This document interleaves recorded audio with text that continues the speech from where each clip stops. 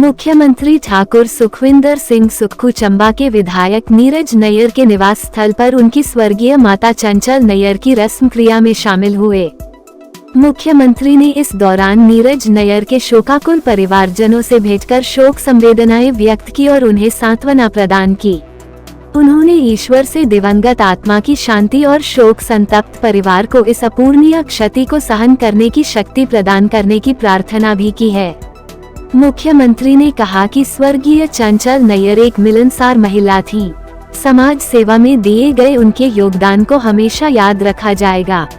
जो हमारे नीरज नैयर जी है, उनकी माता जी की आज क्रिया और एक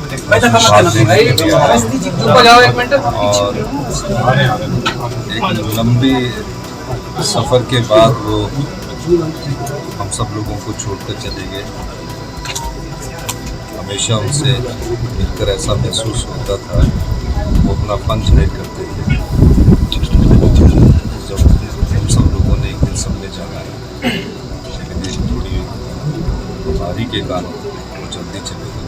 भगवान उनकी आत्मा को शांति रखे। आपका पुराना रिश्ता है सर, तो कितना योगदान रहा इनका हिमाचल की राजनीति में? क्या देखिए, नीरज नैयर के पिताजी का राजनीति में एक अपना कर था, माता जी का भी एक अपना इतिहास रहा है और निश्चित तौर पर दोनों ने यहाँ कांग्रेस पार्टी को मजबूत किया है, कांग्रेस की विचारधारा को मजबूत किया है। अब एक पीढ़ी वो चली गई, अब नई युवा पीढ़ी आगे दायित्व संभालती है। सरकार ने राहत दी है अभी जो बाढ़ प्रभावित और आपदा प्रभावित, उसके बारे में थोड़ा सा देखिए।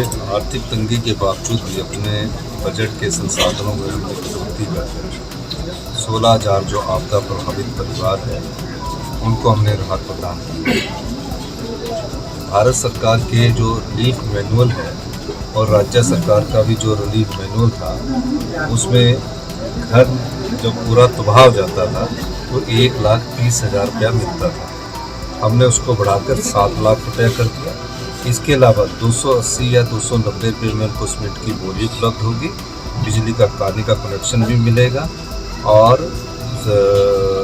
पानी का कनेक्शन भी मिलेगा। जिनके पास जगह तो है लेकिन वो मकान बनाने लायक जगह नहीं है, तो पहले जो लैंड मिलती थी वो लैंडलेस लोगों को मिलती थी जिनके नाम पर कोई जगह नहीं थी।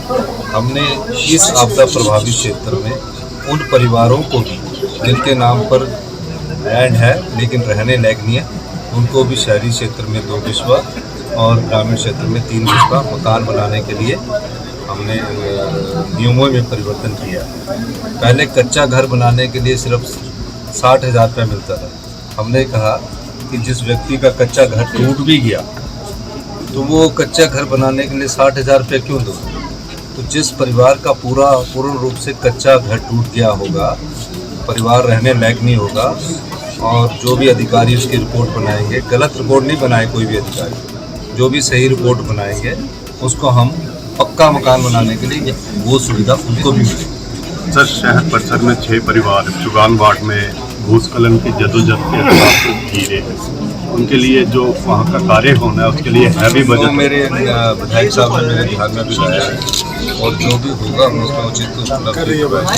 मैं एक और बात बताना चाहता हूँ, चंबा कनेक्टिविटी से बहुत दूर है। हमने फैसला किया था, नीरज नैयर जी साथ थे हमारे, और मैंने फैसला किया था कि चंबा में हेलीपोर्ट स्थापित किया जाएगा और ताकि आने जाने की सुविधा हो।